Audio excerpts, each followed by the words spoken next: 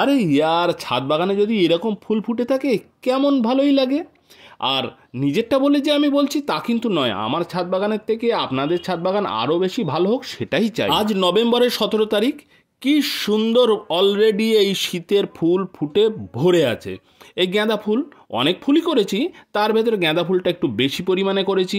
দানা যেহেতু আমার, অতএব চারাও হবে বেশি। খেয়াল করেছেন কিনা বলতে পারবো না, এর থেকে দেখুন বেশ কিছু ফুল শুকিয়ে এসছে।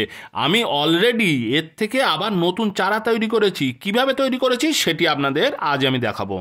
দেখুন এই ফুলগুলি এখনও তাজা আছে, এগুলি বেশ ভালো সাইজের, আর এই ফুলগুলি অলরেডি শুকিয়ে এসছে। এর থেকে আমি সহজে চারা আমি তৈরি করতে পারবো। আমি সবসময় চেষ্টা করি বিনা পয়সায়, শুধুমাত্র পরিশ্রমের উপরে বেস করে আপনি কি করে প্রচুর পরিমাণে ফুল গাছ তৈরি করতে পারবেন এবং তার থেকে বেশ কিছু চারা আপনি আপনাদের বন্ধু বান্ধবদেরও দিতে পারবেন। আপনার পকেট থেকে যেন পয়সা না খসে। যদি ভিডিও ভালো লাগে অবশ্যই কিন্তু একটি লাইক দেবেন, আর আমার চ্যানেলে নতুন হয়ে থাকলে অবশ্যই আমার চ্যানেলকে সাবস্ক্রাইব করে বেল বাটনকে অলে সেট করে রাখবেন। তো দেরি না করে এই শুকনো ফুলগুলি টপা টপা আমি কালেক্ট করি। বেশ কিছু শুকনো ফুল হলেই হবে, সদ্য শুকিয়ে আসা ফুল এর থেকে বেশি পরিমাণে চারা তৈরি করা যাবে।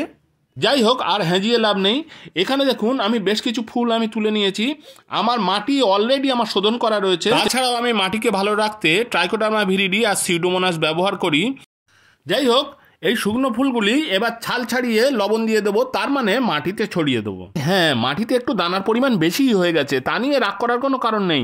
গাছের ফুল বেশি পরিমাণে ছড়িয়ে দিলাম, সব দানা থেকে তো আর চারা বার হবে না। আরে এবারে কাজটা তো করতেই হবে। বিড়াল জানেন তো, ওই যে সকালবেলার কাজটা করার পরে মাটিটা চাপা দিয়ে দেয়, ঠিক এটাও তাই করতে হবে। এই মাটি চাপা দিলে মাটির ইনসুলেশনটা ভালো হয় আর জল ধরে রাখে, সেই কারণে সহজে চারা বার হয়। যদি আপনি ওপর থেকে শুধুমাত্র ছড়িয়ে দেন তাহলে কিন্তু চারা সেইভাবে বার হবে না।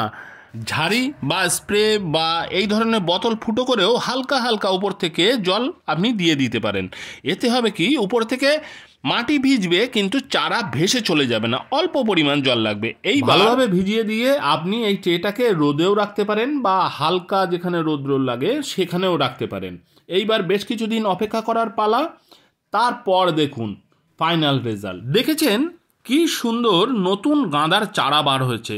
এর থেকে আপনি খুব সহজেই নতুন প্রচুর পরিমাণে গাঁদা গাছ তৈরি করতে পারবেন।